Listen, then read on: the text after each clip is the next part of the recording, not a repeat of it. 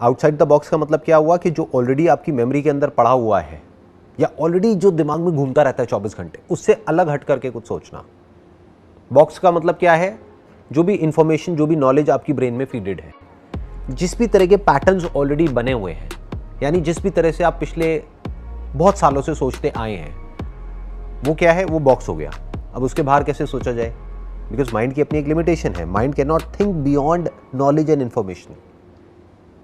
और क्रिएटिविटी ऐसा नहीं है कि कुछ अलग से हो जाता है, कोई ऐसी चीज माइंड में आ जाती है जो आज से पहले कभी नहीं आई है। क्रिएटिविटी का मतलब क्या है? The permutation and combination of that information और that knowledge which is already there in your brain in such a way जो आज से पहले आपने कभी नहीं बनाया है। पहले आप अच्छे से समझिएगा इसका मतलब क्या है। रॉ मटेरियल वही है। इनफैक्ट जो नॉलेज है आपकी ब्रेन में और मेरी ब्रेन में वो सेम है। हो सकता है आपकी ब्रेन में मेरे से ज़्यादा ही होगी, क्योंकि मैं इतना ज़्यादा न्यूज़ नहीं पढ़ता, ना मैं बहुत ज़्यादा बुक्स पढ़ता हूँ। तो हो सकता है आपकी ब्रेन में नॉलेज मेरी ब्रेन से बहुत ज़्यादा है।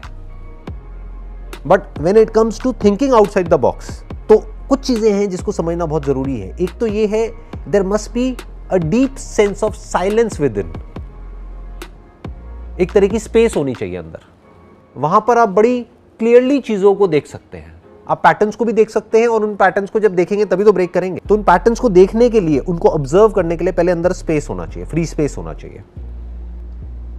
अगर अंदर बहुत ज्यादा शोर है, 24 घंटे हम अंदर कुछ ना कुछ बोलते रहते हैं और कुछ ना कुछ सोचते रहते हैं एक ही तरह से, तो द प्रॉब्लम इज कि हमारी ब्रेन का एक पार्ट तो बहुत एक्टिव है, that is left part of the brain, logical brain, thinking brain, analytical brain, practical brain, वो तो बहुत एक्टिव है। बट जो right side of the brain है, दैट इज क्रिएटिव ब्रेन, वो एक्टिवेटेड नहीं है।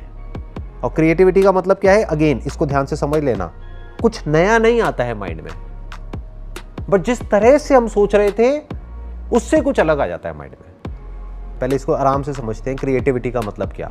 एक गाय है, उसके सर पर सींग है, एक कुत्ता है, उसके सर पर सींग नहीं है। ये इंफॉर्मेशन कहां से आ रही है? 2 + 2 = 4, ये इंफॉर्मेशन कहां से आ रही है? Left part of the brain.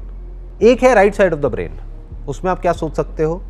एक ऐसा जानवर है जो एक बर्ड के जैसा है, जिसके सर पर गाय के जैसे सींग है और उसकी आवाज में भी कुत्ते के जैसी है। ये क्या है? Thinking outside the box.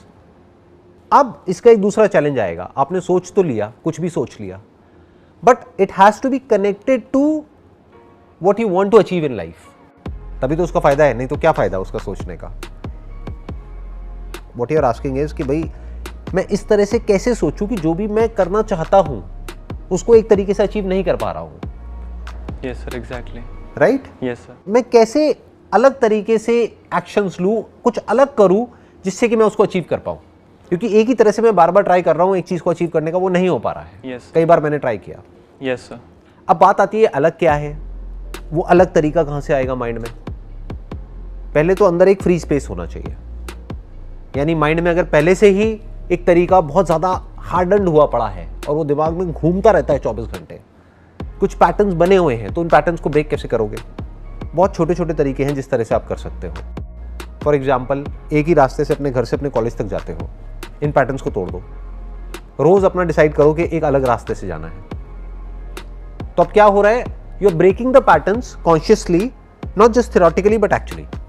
Her pattern को क्वेश्चन कर दो, जो भी आपके बिलीव्स हैं उसको क्वेश्चन कर दो, जिस तरह से भी हर कोई सोचता है उसको क्वेश्चन कर दो, जो आपका आइडियल है उसको भी क्वेश्चन कर दो।